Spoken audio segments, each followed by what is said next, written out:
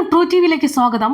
മകളുടെ ജീവിതം രക്ഷിക്കാൻ ഏതറ്റം വരെയും പോകുന്ന ജോർജ് കുട്ടി ഒരു വശത്ത്, മകളുടെ സമ്പാദ്യം സംരക്ഷിക്കാൻ ഏതറ്റം വരെയും പോകുന്ന പിണറായി വിജയൻ മറുവശത്ത്.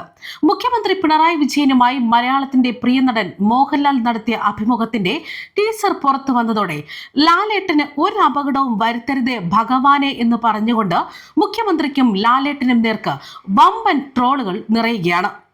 കുറ്റകൃത്യത്തിൽ നിന്ന് തന്റെ മകളെ രക്ഷപ്പെടുത്താൻ വെറും 4ാം ക്ലാസ് വിദ്യാഭ്യാസം മാത്രമുള്ള ജോർജ് കുട്ടി നടത്തുന്ന ബുദ്ധിപൂർവമായ നീക്കങ്ങൾ വിവരിക്കുന്ന ദൃശ്യം സിനിമയുടെ 3ാം ഭാഗത്തിന്റെ റിലീസിനായുള്ള കാത്തിരിപ്പിലാണ് സിനിമാ പ്രേക്ഷകർ.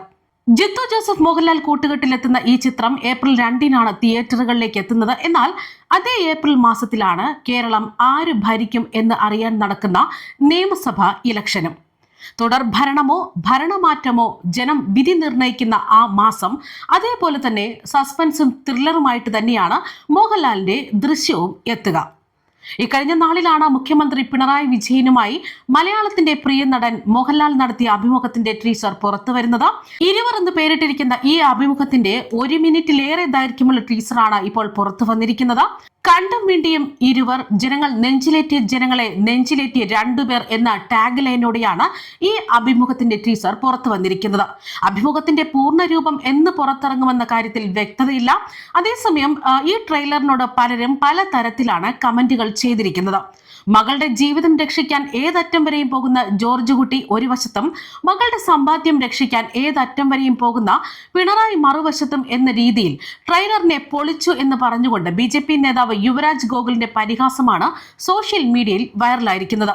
ഇതുകൊണ്ടൊന്നും CPM-നെ ഇത്തവണ രക്ഷിക്കാൻ കഴിയില്ലെന്നും തോൽപ്പിക്കാൻ ഇത്തവണ സാക്ഷാൽ അയ്യപ്പൻ തന്നെ രംഗത്തുണ്ടെന്നുമാണ് ചില കമന്റുകൾ വരുന്നത്.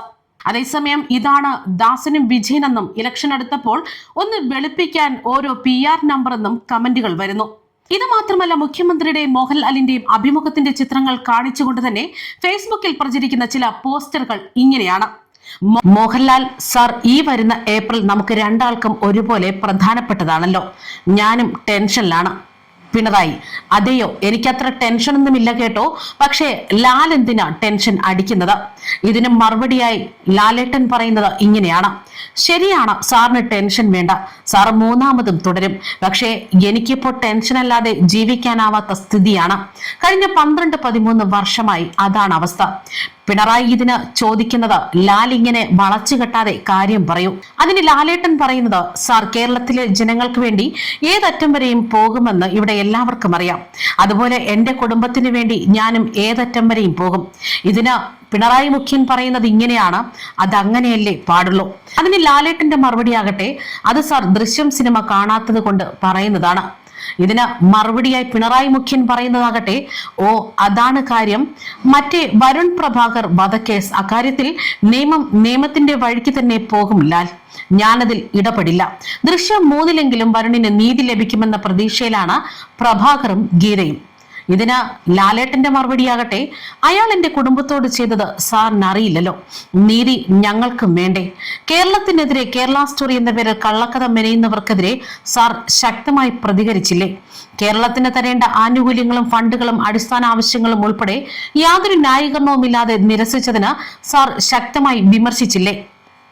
എന്റെ ലോകം എന്റെ കുടുംബമാണ്, അതിനുവേണ്ടി ഞാനും പരമാവധി പൊരുതും. ഇതിന് മറുപടി എന്ന വണ്ണം പിണറായി മുഖ്യന്റെ വാക്കുകൾ ഇങ്ങനെയാണ്: പക്ഷേ പോലീസ് അവരുടെ ജോലി ചെയ്യും ലാൽ, അല്ല മിസ്റ്റർ ജോർജ് കുട്ടി. ഇതിന് ലാലേട്ടന്റെ മറുപടി ഇങ്ങനെയാണ്.